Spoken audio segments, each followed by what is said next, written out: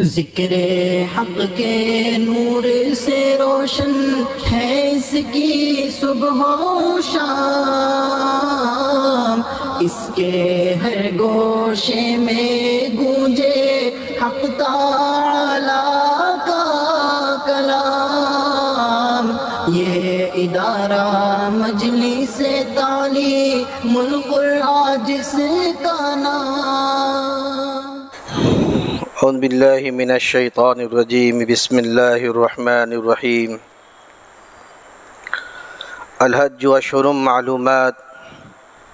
فمن فرض فیہن الحج فلا رفث ولا فسوق ولا جدال فی الحج، وما تفعلوا من خیر یعلمہ اللہ،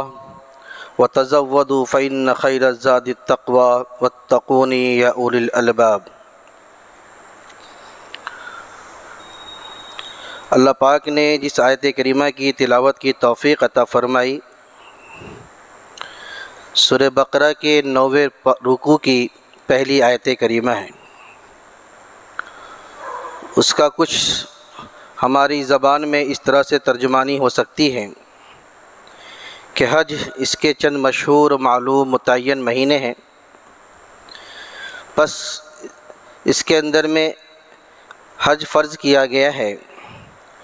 پس حج کے اندر میں نہ کوئی انسان گالی گلوچ کرے اور نہ ہی بری حرکت کرے،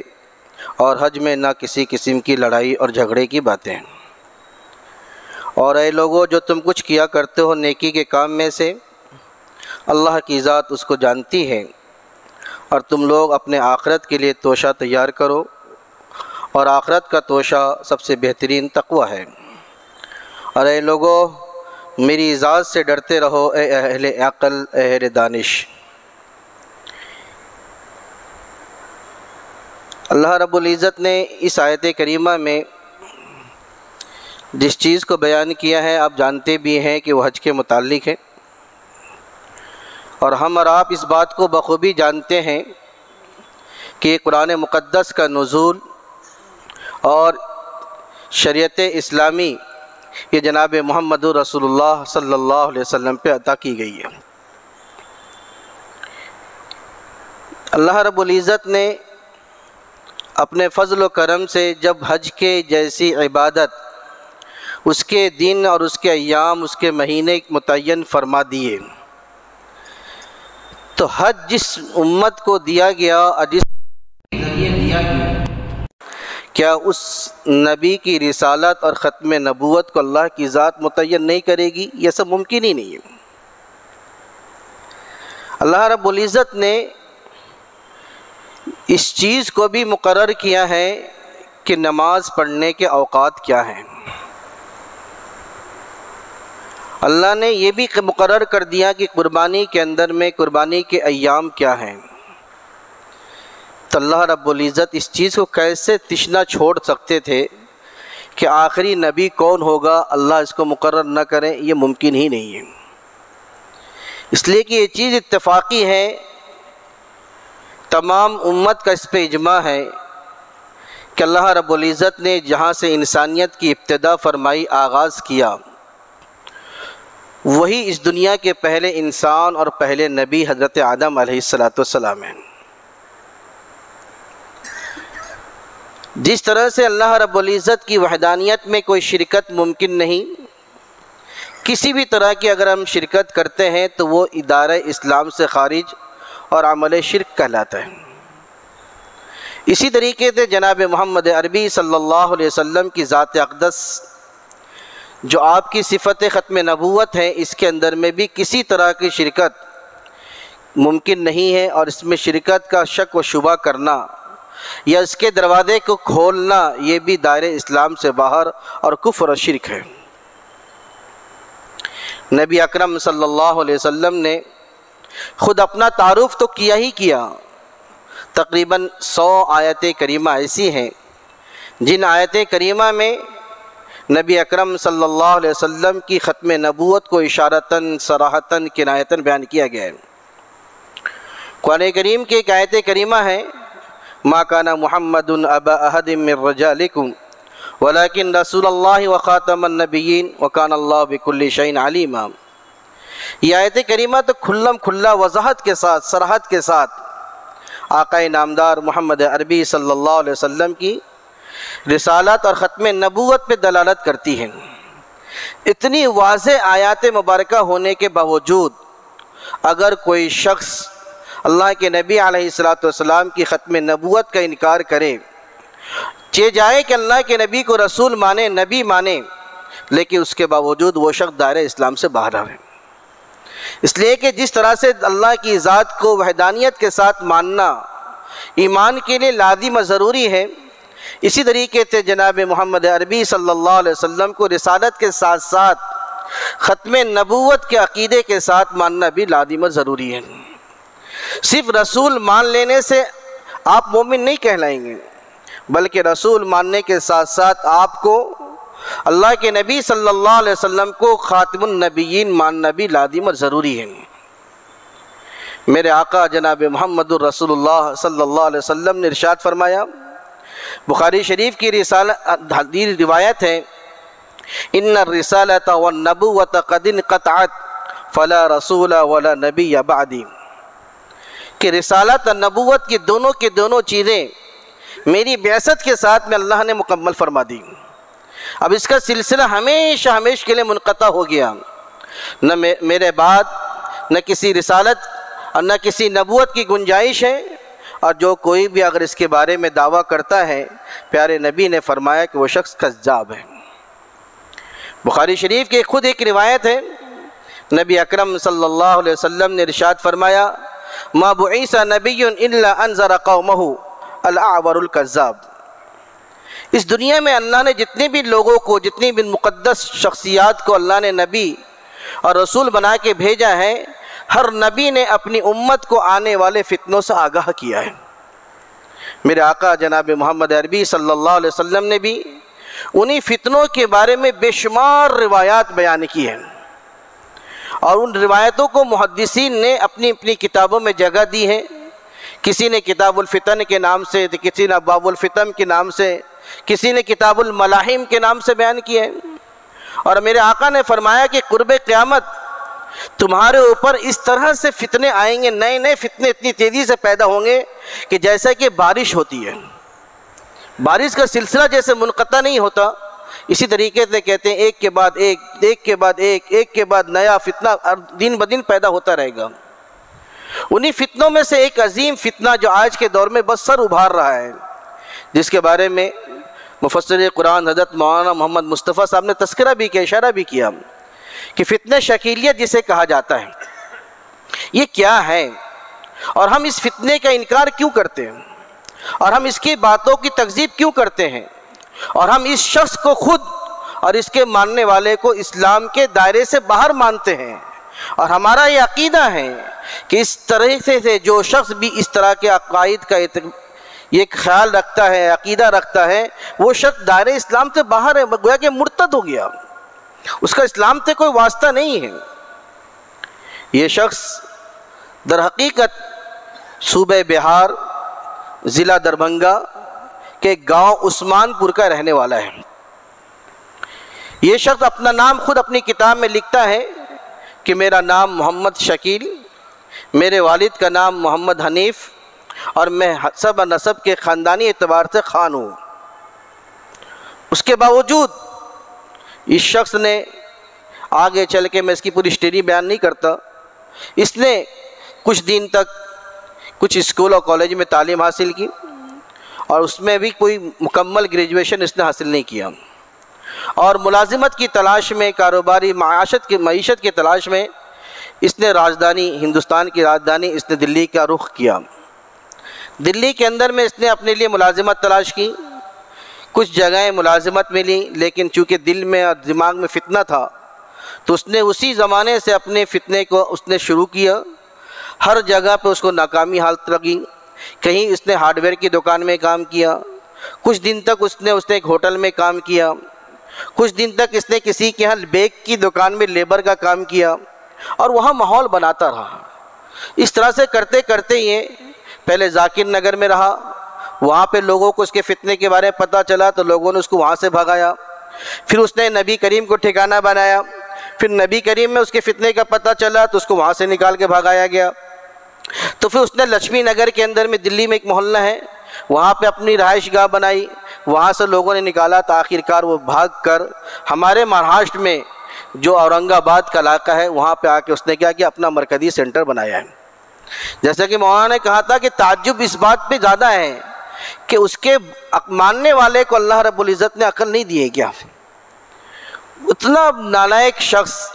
جو اپنے آپ کو عیسیٰ ہونے کا دعویٰ کرتا ہے، جو اپنے آپ کو حضرت مہدی ہونے کا دعویٰ کرتا ہے اور دبی زبان میں وہ یہ کہتا ہے کہ گویا کہ میں ایک نبی ہوں، ایسا شخص اس کے ماننے والے بھی کیسے دیوانے ہوتے ہیں کہ کئی ایکڑ زمین کسی صاحب نے خرید کر ایک محلہ ہی بسا دیا جس کا نام مہدیت ہی ہے، محلہ مہدی۔ بہرحال تو یہ جو شخص جو ہے یہ بالاتفاق باجماع آج کے دور کے تمام علماء کا اس پہ اتفاق ہے کہ ایسا شخص جو ہے یہ عقیدہ اسلام کے بالکل مخالف عقیدہ رکھتا ہے، اس لیے یہ شخص دائرہ اسلام سے خارج ہے۔ اس شخص نے جو دعوے کیے ہیں اس کے دعوے کو ہم قرآن و حدیث کی روشنی میں پرکھنے کی کوشش کریں گے۔ اس شخص نے 1995 کے اندر میں اپنے مہدی ہونے کا اس نے دعویٰ کیا۔ یہ شخص مہدی نہیں ہو سکتا، کیوں؟ وجہ کیا ہے؟ اس کی بہت سی وجوہات ہیں۔ اس لیے کہ علامہ انور شاہ کشمیری رحمۃ اللہ علیہ نے حضرت مہدی کے متعلق جو روایات حدیث مبارکہ میں وارد ہوئے اس کو اکٹھا کیا ہے، اور اکٹھا کرنے کے بعد حضرت علامہ انور شاہ کشمیری رحمۃ اللہ علیہ نے لکھا ہے کہ حضرت مہدی موعود جو قرب قیامت آئیں گے اس کے متعلق اتنی روایات ایسی سند کے ساتھ مروی ہیں کہ جو تواتر کی حد کو پہنچ چکی ہے، اور ان روایات کے باوجود اگر کوئی شخص یا کسی شخص کے بارے میں کوئی یہ کہے کہ یہ مہدی ہے یا مہدی ہو سکتا ہے تو کہتے ہیں ایسا شخص خود بخود اس قاعدے اصول کے مطابق دائرہ اسلام سے باہر نکل جائے گا، اس لیے کہ جو عقائد نصوص قطعیہ سے ثابت ہوتے ہیں یعنی قرآن کریم سے یا حدیث متواترہ سے ان کا انکار کرنے والا کافر ہو جاتا ہے۔ تو بہرحال شکیل بن حنیف یہ مہدی نہیں ہو سکتا، اس کی کئی وجہ ہے۔ امام بخاری رحمۃ اللہ علیہ نے علامت الساعہ کے ایک باب کے اندر میں ایک روایت نقل کی ہے جس کے اندر اللہ کے نبی علیہ الصلوۃ والسلام نے ارشاد فرمایا کہ قرب قیامت میرے خاندان سے فاطمہ کی نسل سے ایک شخص پیدا ہوگا جس کا نام میرے نام کے مطابق ہوگا اور اس کے والد کا نام بھی وہی ہوگا جو میرے والد کا نام ہے، اور وہ شخص مدینہ کے اندر میں پیدا ہوگا۔ اب سوچئے کہ اللہ کے نبی صلی اللہ علیہ وسلم کا جو خاندان ہے وہ کون سا خاندان ہے؟ سید خاندان ہے، اور نبی کریم علیہ الصلوۃ والسلام کا جو مقدس نام ہے وہ محمد ہے، اور آپ کے والد محترم کا نام کیا ہے؟ عبداللہ ہے۔ اور یہ جو نالائق ہے جو اپنے آپ کو کہتا ہے، خود اپنی قلم سے کہتا ہے کہ میرا نام محمد شکیل ابن حنیف ہے، تو سوچئے کہ اس کے نام میں اور حضرت مہدی کے نام میں کتنا فرق ہے۔ اللہ کے نبی نے کہا اس کا نام محمد ہوگا اور اس کے والد کا نام عبداللہ ہوگا، اور اس کا نام شکیل ہے اور اس کے والد کا نام کیا؟ حنیف ہے۔ دوسری چیز یہ کہ اللہ کے نبی نے کہا کہ وہ جو پیدا ہوں گے وہ مدینہ میں پیدا ہوں گے، اور یہ شخص جو پیدا ہوا ہے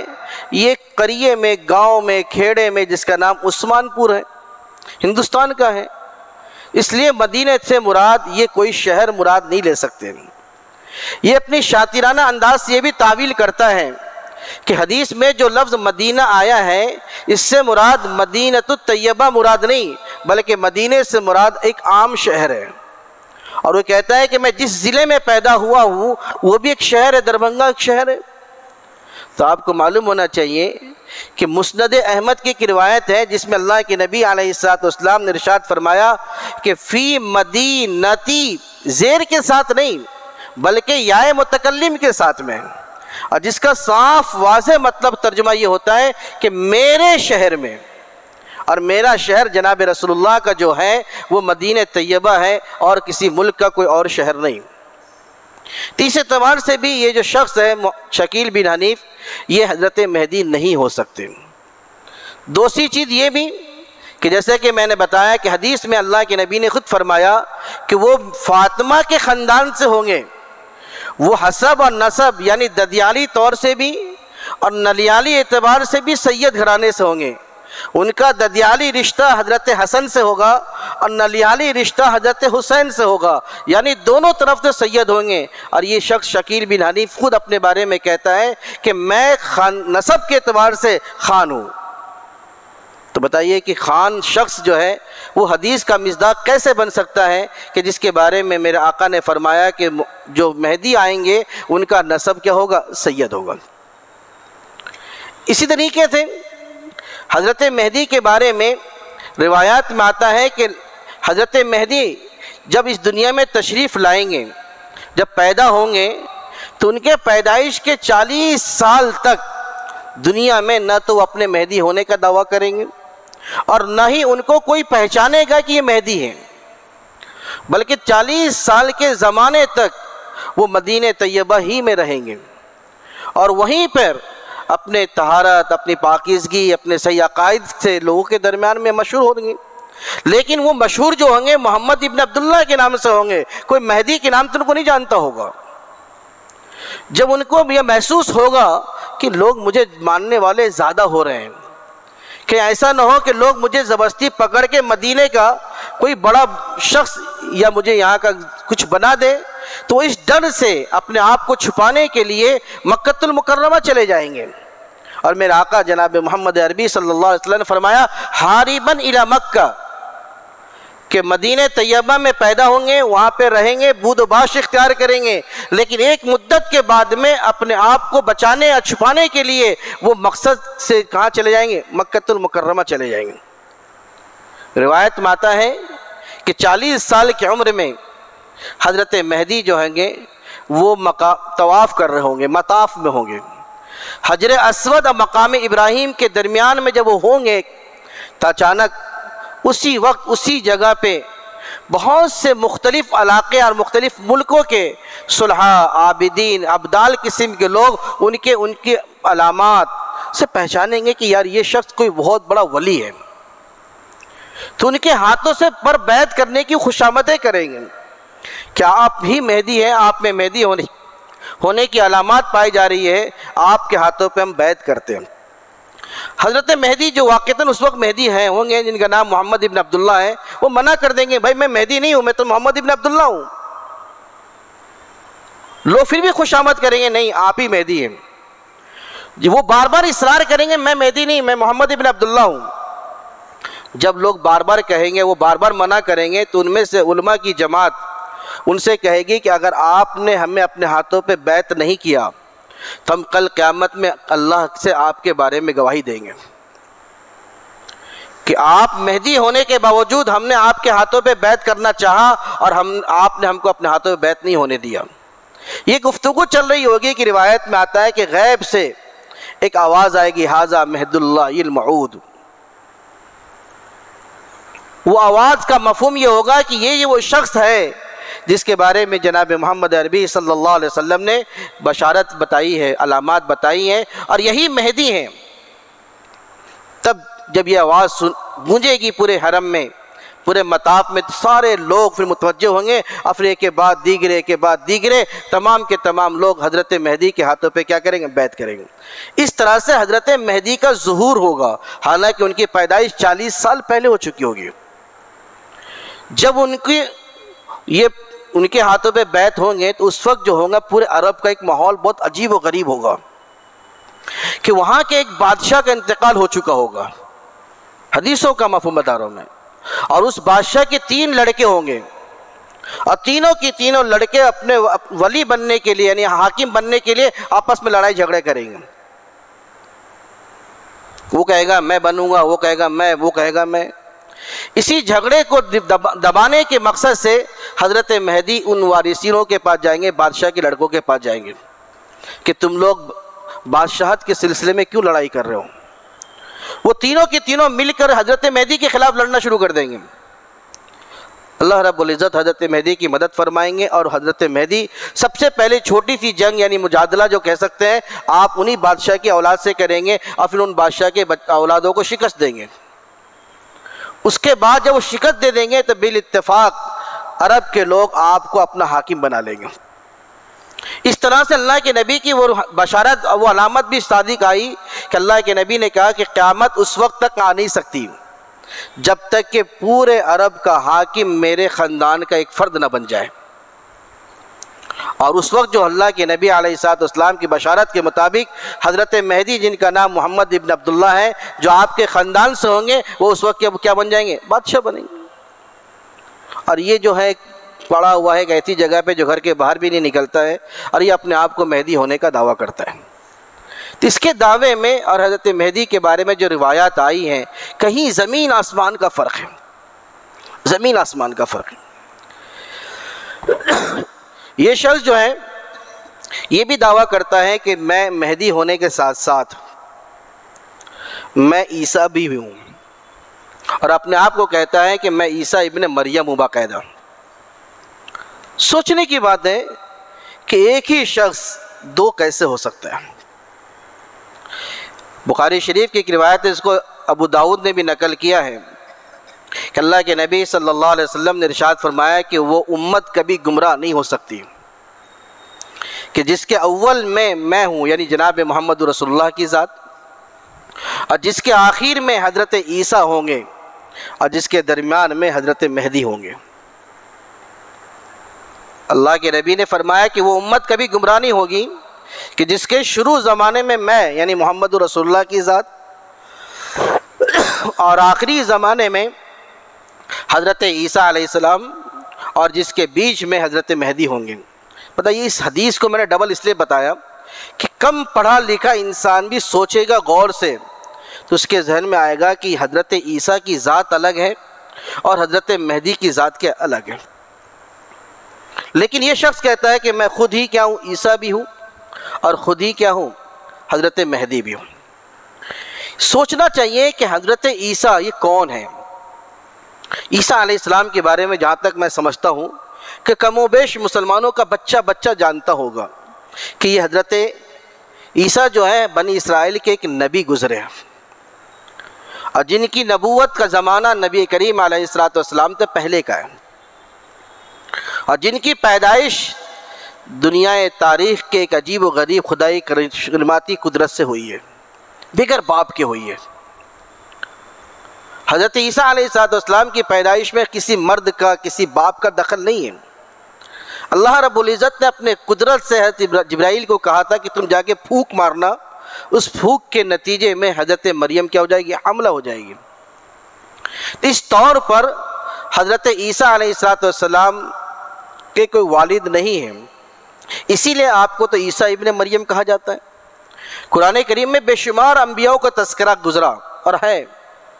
لیکن کسی نبی کے ساتھ ان کے والد کا تذکرہ نہیں۔ یہ نہیں کہا گیا اسماعیل ابن ابراہیم یا یوسف ابن فلاں نہیں، بلکہ حضرت عیسیٰ کا جہاں کہیں پہ تذکرہ آیا تو اکثر بیشتر مقامات پر عیسیٰ ابن مریم۔ یہ کیوں؟ وجہ یہی ہے کہ عام انسان اور عام نبیوں کی پیدائش کے مقابلے میں سیدنا عیسیٰ علیہ السلام کی پیدائش کا واقعہ بالکل ہٹ کر ہے۔ اور ہم یہ بھی جانتے ہیں کہ حضرت عیسیٰ ابن مریم علیہ السلام جب کو اللہ رب العزت نے بنی اسرائیل کا نبی بنایا، اور آپ کو ایک آسمانی کتاب انجیل بھی عطا کی گئی تھی، اور ایک پھر واقعہ پیش آیا جس واقعے کے تحت میں جب ان کی قوم نے ان کو قتل کرنے کا ارادہ کیا تو بل رفعہ اللہ الیہ، قرآن کریم میں کہتا ہے کہ اللہ نے ان کو فرشتوں کے ذریعے سے زندہ آسمان پہ اٹھا لیا تھا، اور آج تک وہ آسمان پہ کیا بحیات ہے۔ اور قرب قیامت نبی کریم علیہ السلام نے فرمایا کہ وہی عیسیٰ ہی الذی رفع، کہ حدیث میں الفاظ آتے ہیں کہ وہی عیسیٰ جنہیں اٹھایا گیا تھا، سینزل من السماء الی الارض، ان قریب قرب قیامت آسمان سے اس روئے زمین پر کیا ہوں گے؟ نازل ہوں گے۔ حدیث مبارکہ کا جو مفہوم ہے آپ اس کو غور سے صرف دیکھیے کہ وہ عیسیٰ جو بنی اسرائیل میں مبعوث کیے گئے ہیں ان کی پیدائش آج سے کئی سو سال پہلے ہو چکی ہے۔ وہ نبی بن کر دنیا میں تشریف لائے، بغیر باپ کے دنیا میں تشریف لائے، زندہ آسمان پہ اٹھایا گیا، اور قرب قیامت ان کو ملک شام کے دمشق کی ایک مسجد کے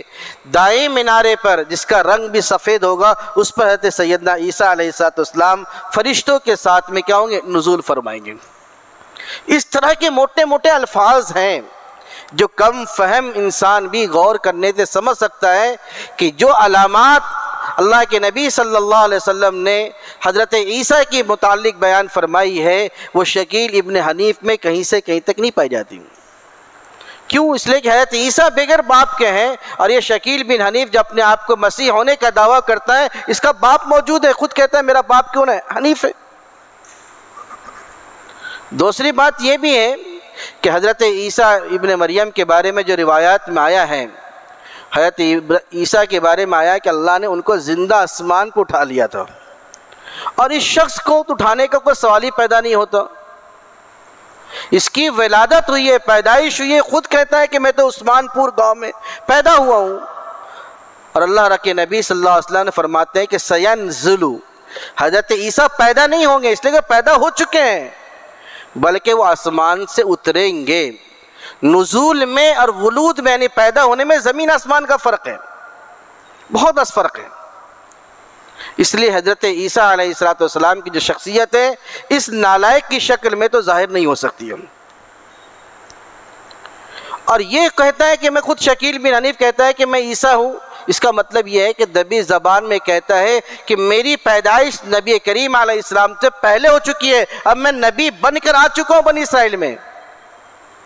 اور اس وقت مجھے انجیل بھی ملی۔ وہ الگ بات ہے کہ خود اپنی بدبختی سے کہتا ہے کہ آج مجھے کوئی کتاب نہیں ملی ہے۔ شکیل بن حنیف کسی بھی اینگل سے دیکھیں تو یہ نہ عیسیٰ بن سکتے ہیں، نہ ہو سکتے ہیں، اور نہ ہی مہدی موعود ہو سکتے ہیں، اس لیے کہ نبی کریم علیہ السلام نے ارشاد فرمایا کہ جس حدیث کا ان مفہوم خلاصے کے طور پہ یہ ہے کہ جب حضرت مہدی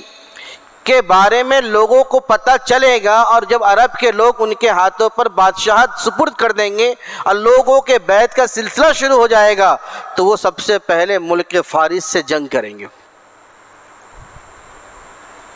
اور اس جنگ کے اندر میں ان کے پاس تقریباً 3000-4000 افراد ہوں گے، اور ملک فارس کے پاس ایک بڑی تعداد میں لوگ ہوں گے۔ اس کے باوجود اللہ رب العزت حضرت مہدی کو فتح سے ہمکنار کریں گے، اور ملک فارس جو ہوگا شکست کھائے گا، اور اس کے بعد سلسلہ رکے گا نہیں، آپ اس کے بعد پھر دوسری جنگ کریں گے، اور وہ جنگ جو ہوگی بہت خطرناک ہوگی، ملک روم سے ہوگی، اور ملک روم میں بھی اللہ رب العزت 3-4 دن تک وہ جنگ چلے گی، اور اس جنگ چلنے کے بعد میں اللہ پاک پھر حضرت مہدی کو وہاں بھی فتح عطا فرمائیں گے۔ روایت میں آتا ہے کہ جب اس دوران میں مسلمانوں کی جماعت مال غنیمت کو اکٹھا کر رہی ہوگی تو شیطان غیب سے لوگوں کو نظر نہیں آئے گا، اور شیطانی آواز آئے گی کہ کیا ہو گیا؟ دجال نکل آیا۔ لوگ سمجھیں گے کہ شاید کوئی شخص اعلان کر رہا ہے، لیکن پتہ چلے گا کہ وہ کسی انسان کی آواز نہیں بلکہ ایک شیطان کی آواز ہے۔ لیکن اس کے چند ہی دنوں کے بعد حضرت مہدی جو ہے نا رخ کریں گے قسطنطنیہ کا، ملک شام کا، اور ان علاقے کو پھر فتح کرتے ہوئے چلے جائیں گے، اور فتح کرنے کے بعد پھر وہ ملک شام میں جائیں گے، دمشق میں، اور جو وہاں پہ فجر کی اذان ہو چکی ہوگی، اقامت بھی کہی جا چکی ہوگی، اور آپ مصلی پہ کھڑے ہوں گے، نماز پڑھانے والے ہوں گے، اتنے میں مینارے سے آواز آئے گی کہ مجھے اتارو، مجھے اتارو۔ پھر اس آواز کے سننے کے بعد پھر حضرت مہدی لوگوں کو کہیں گے سیڑھی لگاؤ، سیڑھی لگائی جائے گی، اس کے بعد میں وہاں سے حضرت عیسیٰ علیہ السلام تشریف لائیں گے، اور اس طرح سے آئیں گے کہ آپ کا بال بھیگا ہوا نہیں ہوگا، لیکن اس کے باوجود آپ کے بالوں سے پانی جیسے قطرات ٹپک رہے ہوں گے۔ اس کے بعد حضرت عیسیٰ علیہ السلام ان سے کہیں گے آپ نماز پڑھا دیجئے، حضرت مہدی کہیں گے آپ امامت کیجئے، لیکن آخرکار ہوگا یہ کہ حضرت مہدی امامت فرمائیں گے۔ اسی وجہ سے کہ جو اعجاز ہے ایک امتی کو کہ امامت کرے اور اس کے پیچھے کوئی نبی نماز پڑھے، تو یہ بہت بڑے اعجاز کی بات ہوتی ہے۔ اسی اعجاز اور فضیلت اور شرف حاصل ہونے کی بنیاد پر حضرت مہدی کو امام مہدی کہا جاتا ہے، اور کوئی مقصد نہیں ہے حضرت مہدی کو امام مہدی کہنے کا۔ بہرحال وہ آخری نماز ہوگی جس نماز کی امامت جو ہے حضرت مہدی کریں گے، اس کے بعد میں حضرت عیسیٰ علیہ السلام امامت وغیرہ شروع کر دیں گے۔ تو اس طرح سے حضرت مہدی کی کل عمر جو ہوگی 49 سال ہوگی۔ ان کے دعوی مہدی بولیے یا ظہور مہدی بولیے، اور ظہور مہدی کے بعد میں وہ صرف 9 سال بحیات رہیں گے۔ 7 سال تک وہ حکومت تنہا کریں گے، اور ان کے 7ویں سال میں دجال ظاہر ہوگا، اور دجال اپنے فتنے کو پورے عالم میں پھیلا دے گا۔ اس کے فتنوں سے بچنا بہت مشکل ہوگا، اتنا مشکل کہ نبی کریم علیہ السلام نے ارشاد فرمایا کہ ایک شخص وہ جو اپنے آپ کو مومن سمجھتا ہوگا، وہ سوچتا ہوگا کہ میں دجال کے پاس جاتا ہوں اور اس کا میں مقابلہ کروں گا، لیکن اس کے پاس جانے کے بعد اس کے کرتبوں کو دیکھ کر، اس کے کرتوت کو دیکھ کر، اس کے کچھ کرشماتی اور عقل حیرت انگیز حربوں کو دیکھ کر وہ شخص اتنا متاثر ہو جائے گا کہ وہ خود اس پہ ایمان لے آئے گا۔ نبی کریم علیہ السلام سے صحابہ نے جب یہ بات سنی تو صحابہ نے بہت حیرت سے پوچھا کہ اللہ کے رسول ایسے خطرناک اور پرفتن دور میں ہم کیا کریں؟ اللہ کے نبی نے فرمایا اس زمانے کے صلحاء علماء کے ہاتھوں پہ بیعت کرنا۔ صحابہ نے کہا کہ اللہ کے رسول وَإِن لَمْ نَجِدْهُ، اگر ہم میں ایسے علماء و صلحاء اس زمانے میں نہ ملے تو کیا کریں؟ اللہ کے نبی علیہ السلام نے کہا کسی درخت کی جڑ میں جا کے چھپ جانا، لیکن اس فتنے سے متاثر نہیں ہونا۔ آج ہم لوگ چھوٹی چھوٹی باتوں پہ ہمیں کوئی بھی بہکا دیتا ہے، ہمارے سامنے کوئی بھی کچھ بے توقی باتیں کرتا ہے ہم اس کو تسلیم کر لیتے ہیں۔ ارے ہمیں تو گمراہ ہونے کا سوال ہی نہیں پیدا ہونا چاہیے، اس لیے کہ ہمارے پاس اللہ کی ایک ایسی مقدس اور بابرکت کتاب ہے کہ جو آیات مبین ہیں، جس کی ایک ایک بات واضح ہے، جس کی ایک ایک آیات واضح ہے، جو نبوت کو بھی بیان کرتی ہے، رسالت کو بھی بیان کرتی ہے، اخلاقیات کو بیان کرتی ہے، معاشرت کو بیان کرتی ہے، ختم نبوت کو بیان کرتی ہے۔ اس کے اندر تمام مضامین موجود ہیں۔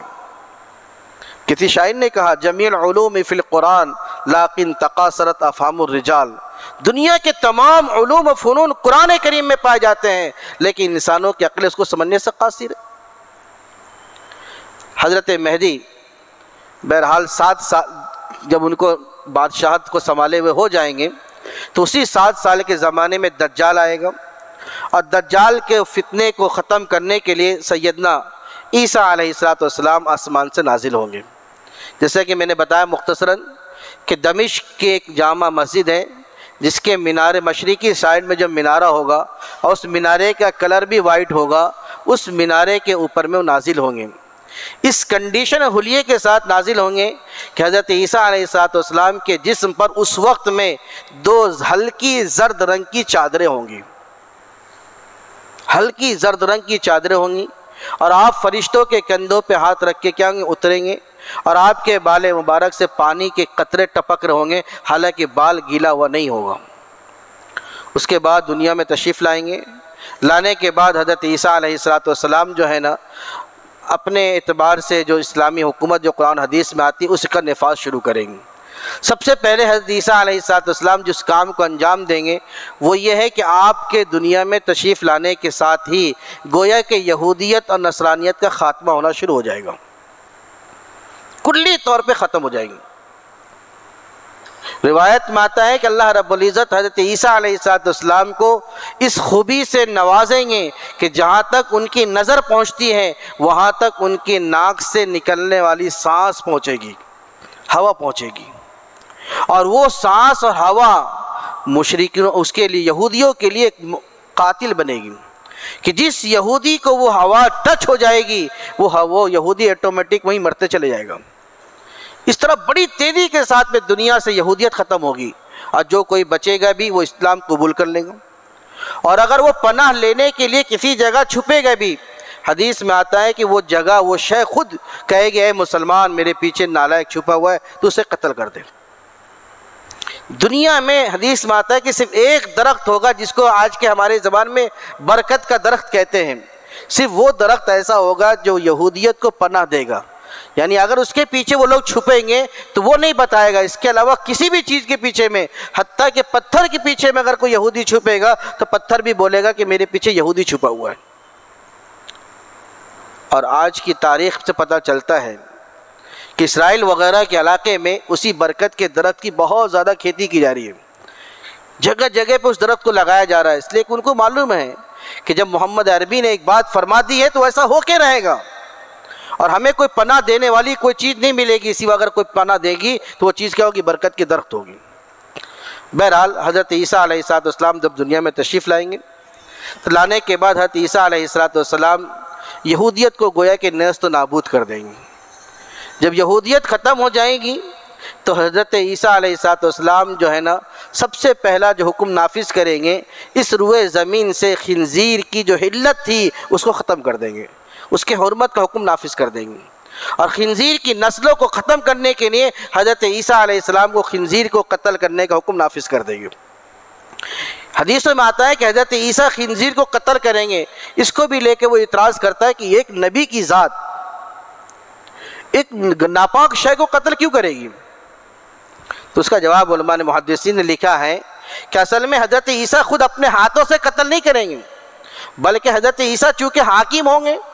اور وہ اس کے قتل کرنے کا حکم نافذ کریں گے، تو چونکہ حکم وہ دیے ہوں گے اس لیے حاکم کی طرف حکم کیا ہوتا ہے؟ منسوب ہوتا ہے، اس لیے کہا جائے گا کہ حضرت عیسیٰ نے کیا کیا؟ گویا کہ قتل کیا، ورنہ وہ قتل خود نہیں کریں گے بلکہ اپنی قوم کو حکم دیں گے کہ اسے قتل کریں گے۔ اس طریقے سے حدیث میں آتا ہے کہ حضرت عیسیٰ اس دنیا میں تشریف لانے کے بعد صلیبیت کو توڑ دیں گے۔ تو خود آپ سوچ جائیے کہ جب دنیا سے یہودیت ختم ہو جائے گی تو صلیبیت آٹومیٹک کیا ہو جائے گی؟ ختم ہو جائے گی، ٹوٹ جائیں گی۔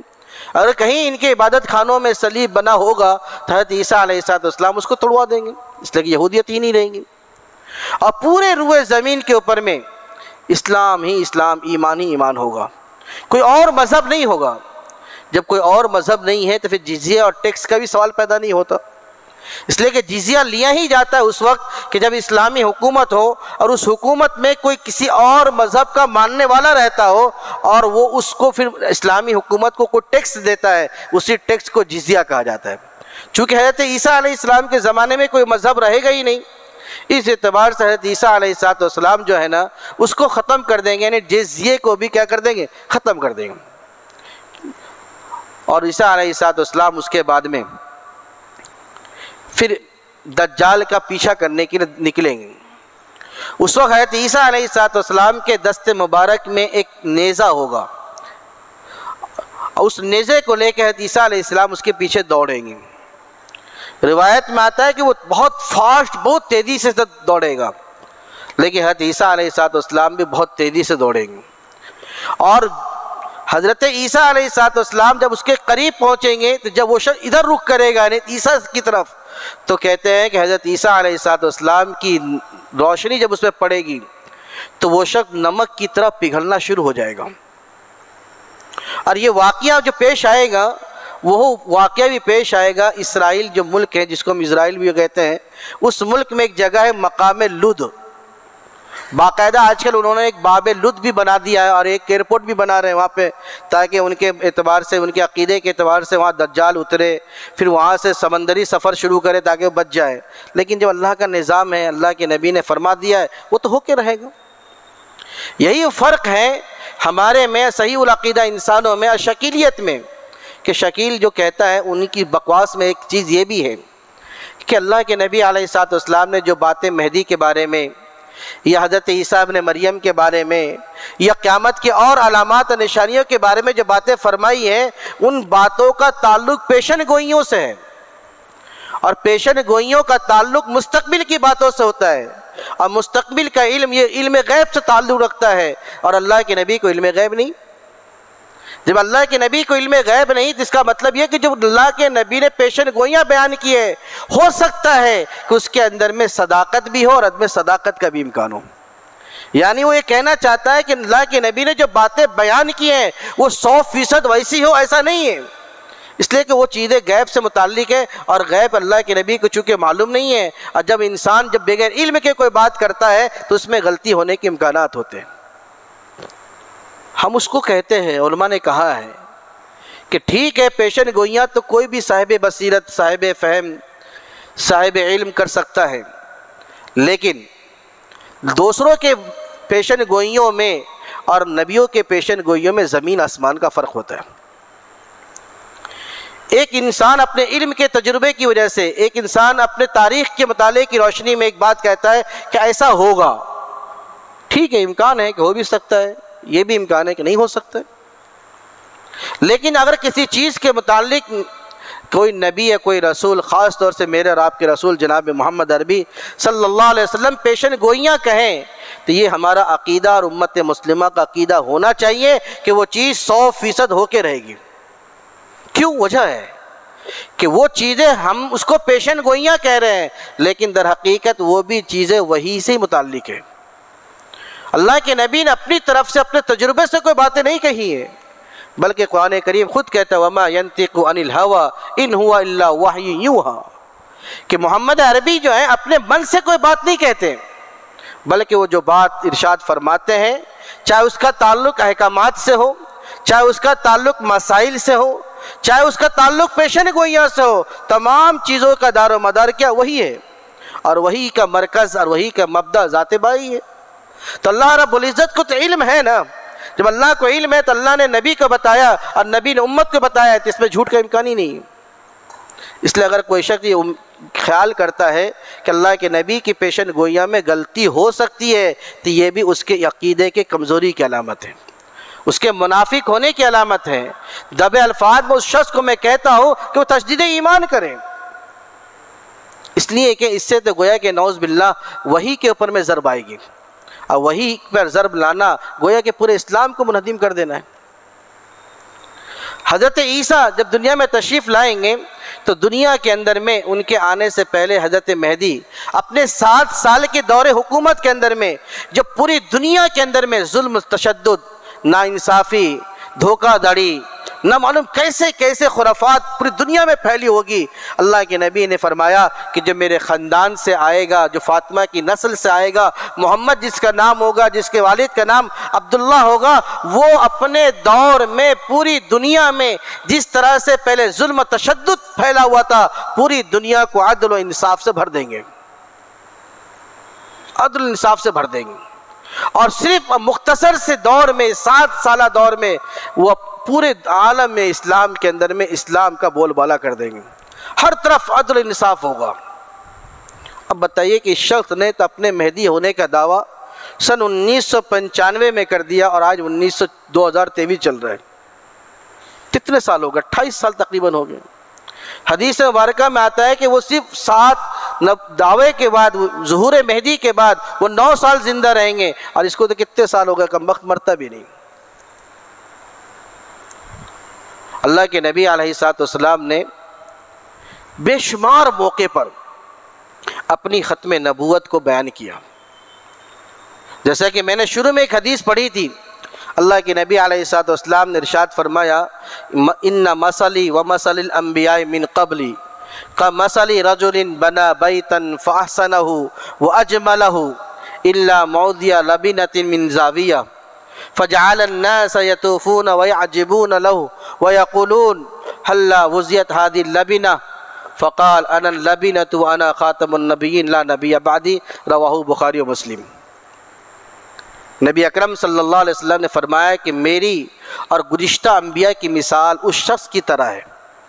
کہ جس شخص نے ایک بہت خوبصورت پیارا گھر بنایا ہو، بہت ہی اچھے انداز میں، لیکن اس گھر کے اندر میں ایک اینٹ کے رکھنے کی جگہ خالی چھوڑ دی ہو، اور اس کو لوگوں کے لیے پھر کھول دیا ہو۔ پھر دنیا کے لوگ اس گھر کو آ کے دیکھتے ہیں، اس کی بناوٹ، خوبصورتی، حسن و جمال کو دیکھ کر بہت متاثر ہوتے ہیں، سب کے سب اس گھر کی تعریف کرتے ہیں، لیکن ہر ایک کی گھر پہ یہی بات آئے گی کہ یار کتنا اچھا ہوتا ہے کہ اس اینٹ کو بھی فٹ کر دیا جاتا، یہ خالی جگہ نہ ہوتی تو اور اس کے حسن میں اضافہ ہو جاتا۔ نبی کریم علیہ السلام نے فرمایا انا اللبنہ، اس حسن اور جیسے اس محل کی خوبصورتی کا اور آخری اینٹ جو ہوتی ہے، کہتے ہیں نبوت کے بہترین حسین اور جمیل محل کی میں آخری اینٹ ہوں، اور میرے بعد کوئی نبی نہیں، اور میں آخری نبی ہوں۔ پیارے نبی صلی اللہ علیہ وسلم نے فرمایا لا تقوم الساعہ، قیامت قائم ہو ہی نہیں سکتی ہے جب تک کہ حضرت مہدی اس دنیا میں تشریف نہ لا لیں۔ اگر قیامت کے آنے میں صرف ایک دن بھی باقی رہے گا، ایک دن بھی، تو اللہ تعالیٰ اس دن کو 1000 دنوں کے برابر، بعض روایتوں میں مہینوں کے برابر، اب بعض روایت میں آتا سالوں کے برابر، اللہ اس ایک دن کو اتنا لمبا کر دے گا، اور حضرت مہدی کا ظہور ہوگا۔ اور حضرت مہدی کے ظہور ہونے کے بعد وہ دنیا میں عدل انصاف قائم کریں گے، ظلم و تشدد کو دور کریں گے، مہنگائی کو دور کریں گے، طرح طرح کی بیماریوں کے علاج کو بتائیں گے۔ یہ ساری چیز اللہ کے نبی نے بتایا، اور حضرت مہدی کے آنے کے بعد یہ ساری چیزیں جس سے انسانیت پریشان ہوتی ہے وہ ختم ہو جائے گی۔ اور شکیل بن حنیف کے بعد تو کورونا بھی آ گیا، جس میں انسانیت کتنی پریشان ہو گئی، مہنگائی دے کے سر چڑھ کے بولنے لگی۔ یہ مہدی نہیں ہو سکتا، یہ دجال ضرور ہو سکتا ہے، لیکن عیسیٰ اور حضرت مہدی نہیں ہو سکتا، اس لیے کہ دجال کی جو علامات ہیں کہ اس کے آنے سے انسان متفکر ہو جائیں گے، پریشان ہو جائیں گے، ان کو اپنا ایمان بچانا دشوار ہو جائے گا، تو اس میں کوئی شک نہیں کہ اس نالائق کے آنے سے مومنوں کے اندر تشویش کی لہر پیدا ہو گئی۔ اور آج ہمارے نوجوانوں کے اندر میں اس کا فتنہ اتنے تیزی کے ساتھ سر چڑھ کے بول رہا ہے کہ اچھے اچھے لوگ اس کی زد میں آ جاتے ہیں۔ لیکن میرے دوستو، یاد رکھنا کہ نبی کریم علیہ السلام نے صحابہ کو دجال کے فتنے سے بچنے کی تاکید فرمائی، اور آپ نے دعائیں سکھائی ہیں، اور جن چیزوں سے میرے آقا نے پناہ مانگی ہیں ان میں سے سر فہرست فتنے دجال بھی ہے۔ ہم یہ مطمئن نہ ہو جائیں کہ میں تو الحمدللہ 5 ٹائم کی نماز پڑھتا ہوں، مسلمانوں کے شہر ناگپور کے موئن پورے میں رہتا ہوں، تو میرے اوپر تو کوئی اثر نہیں ہو سکتا۔ میرے دوستو، اس سے مطمئن نہ ہو جائیں۔ ہمیں اپنی ہر دعاؤں میں، ہر نماز کے بعد اپنے ایمان کی حفاظت کی بھیک اللہ سے مانگنی چاہیے، اور اس طرح کے فتنوں سے بچنے کی اللہ سے توفیق مانگنی چاہیے، اس لیے کہ ہم اور آپ اپنے علم کی بنیاد پہ نہیں بچ سکتے ہیں جب تک کہ فضل خداوندی ہمارے اوپر نہ ہو۔ اللہ کے فضل کو مانگنا یہ ایک انسان کے سچے پکے مومن ہونے کی علامت ہے۔ نبی کریم علیہ السلام نے ارشاد فرمایا، جس کا مفہوم ہے کہ جو شخص کثرت کے ساتھ اللہ کے فضل کو مانگتا ہے اور اپنے آپ کے مجرم ہونے کے اقرار کرتا ہے، دعائیں کرتا ہے، اللہ اس بات کی علامت ہے کہ رب کریم اس سے خوش ہے۔ اور جو شخص دعائیں نہیں مانگتا، جو اللہ کے سامنے بھیک نہیں مانگتا، یہ شخص متکبر ہے، اور ایسے شخص کے دل میں کبھی ایمان داخل نہیں ہو سکتا۔ اور روایتوں میں آتا ہے، جن روایتوں کا خلاصہ امام الملا علی قاری علیہ رحمہ نے مشکات کی شرح مرقات میں لکھا ہے، باب الفتن کے اندر میں، کہ اس قرب قیامت جو فتنے ظاہر ہوں گے، وہ فتنے 2 طرح کے لوگوں پہ بہت تیزی سے اثر کریں گے۔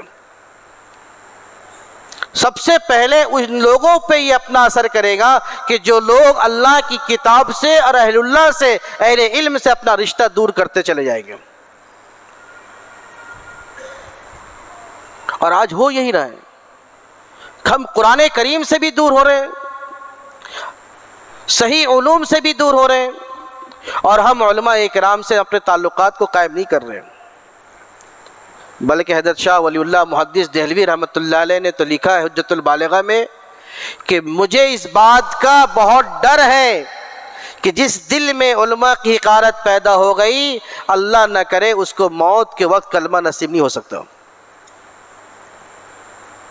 ہم علماء کی حقارت نہ کریں۔ علامہ شامی رحمۃ اللہ علیہ نے تو لکھا ہے کہ کسی اہل علم کو اس بنیاد پر حقیر سمجھنا کہ یہ صاحب علم ہے، یہ کفر ہے۔ کیوں؟ اس لیے کہ علم اللہ کی صفت ہے، اور علم اللہ کی کسی صفت کی حقارت کرنا یہ کفر ہے۔ اس لیے اگر ہم اس فتنے سے، یہی جیسے ہزاروں فتنے سے اپنے آپ کو اور اپنی نسلوں کو محفوظ کرنا چاہتے ہیں، تو اس کے لیے چند تدابیر ہیں۔ انہی تدابیر میں سب سے پہلی تدبیر علماء نے بیان کی ہے کہ ہم اللہ کی طرف رجوع کریں، توبہ استغفار کریں۔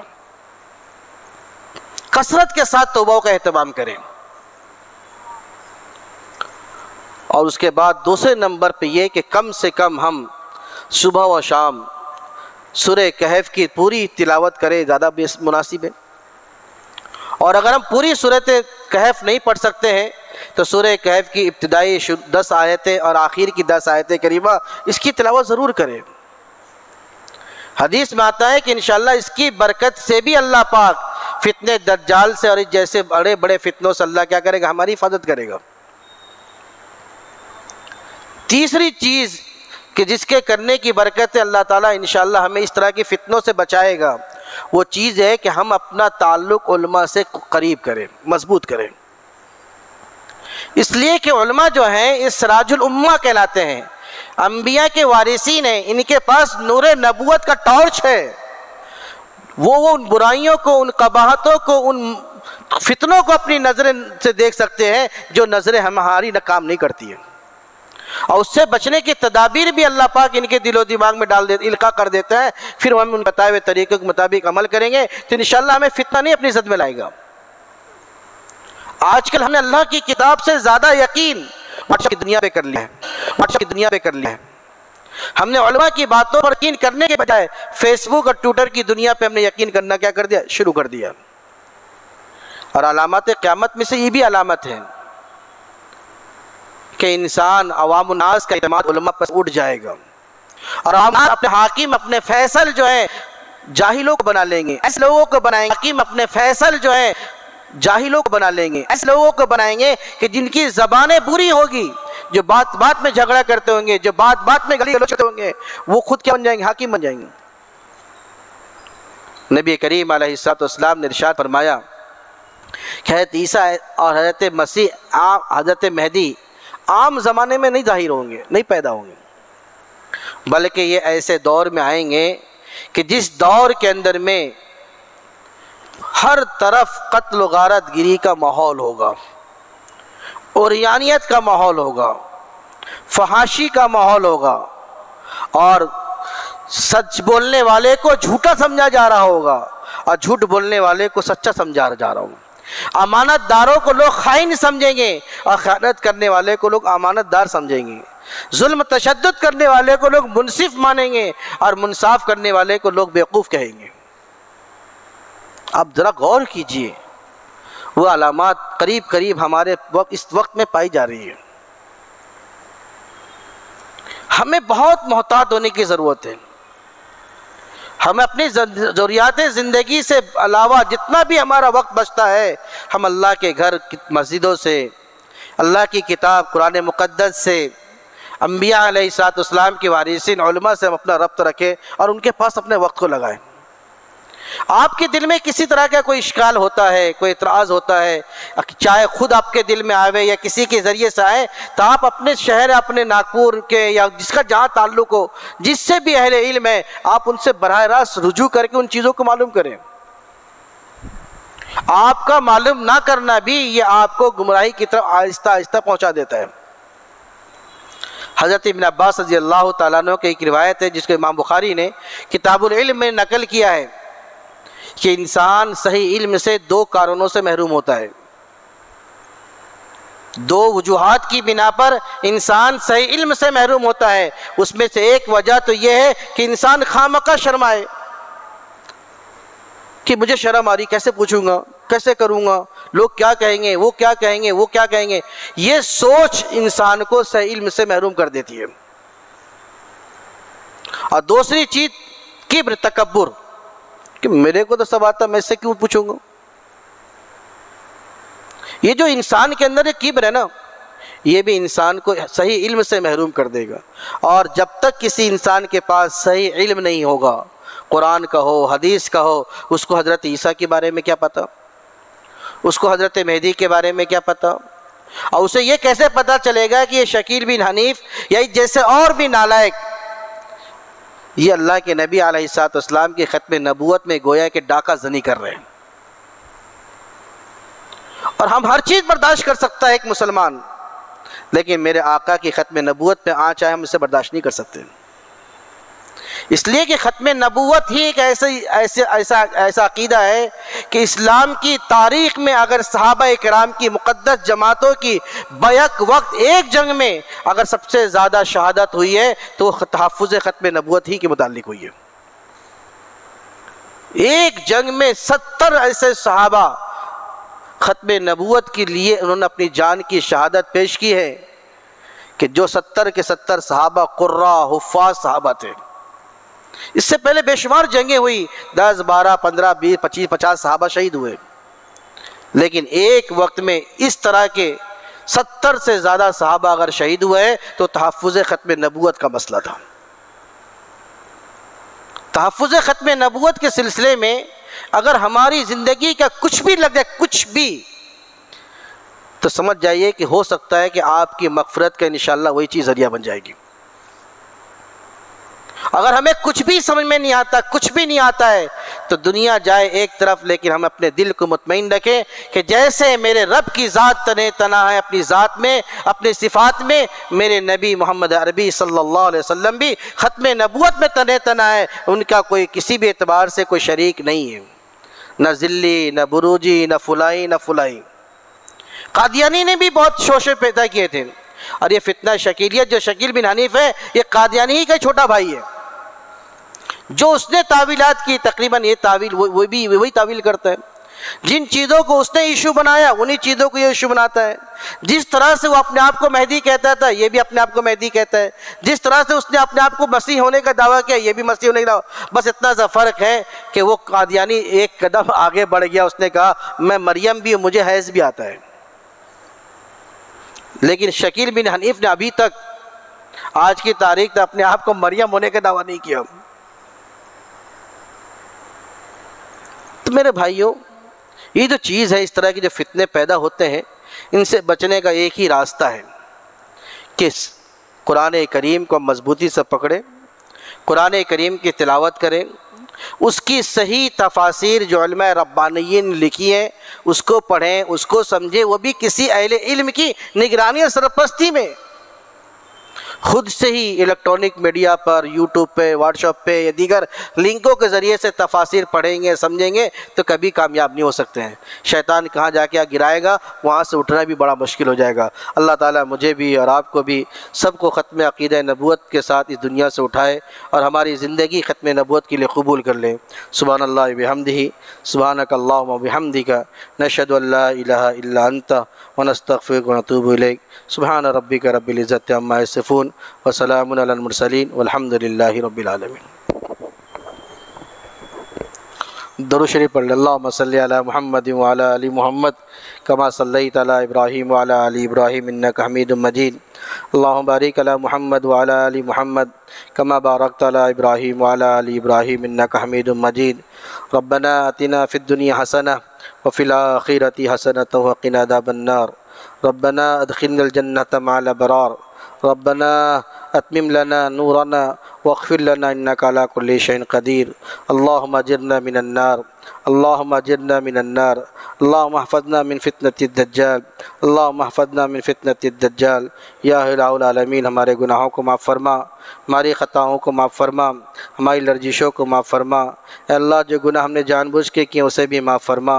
جو غلطیاں ہم سے خطا کے طور پہ ہو گئی اسے معاف فرما۔ اے اللہ، جو ہم نے دانشتہ کی ہے اسے بھی معاف فرما، اور جو غیر دانشتہ طور پہ ہو گئی اسے بھی معاف فرما۔ اے رب کریم، جو دن کے اجالے میں غلطیاں کی، رات کے تاریکی میں کی، تنہائی میں کی یا کھلم کھلا کی ہے، اے کریم آقا، ہم اپنے گناہ گار ہونے کا اقرار کرتے ہیں، اپنے مجرم ہونے کا اقرار کرتے ہیں۔ اے میرے رب کریم، آپ کی کرم اور آپ کے فضل کو دیکھتے ہوئے، آپ کی رحمتوں کو دیکھتے ہوئے تو اس سے مغفرت کی بھیک مانگ رہے ہیں۔ اے اللہ، پورے مجمع کی مغفرت فرما، پورے مجمع کی مغفرت فرما۔ اے اللہ، ہمیں جو پریشان حال ہے ان کی پریشانیوں کو دور فرما۔ اے اللہ، جو بیمار ہیں انہیں شفا کلیہ عطا فرما۔ اے اللہ، جو قرض میں دبے ہوئے ہیں ان کو قرض سے نکلنے کی شکل صورتیں پیدا فرما۔ اے اللہ، جو صاحب اولاد ہیں ان کی اولاد کو مطیع فرمانبردار بنا، نیک صالح بنا۔ اے اللہ، جو بے اولاد ہیں اللہ ان کو نیک صالح اولاد عطا فرما۔ اے اللہ، ہم سب کے ایمان کی، جان کی، مال کی، عزت کی، آبرو کی حفاظت فرما۔ اے اللہ، ہمارے ایمان کو ایسا مضبوط اور مستحکم فرما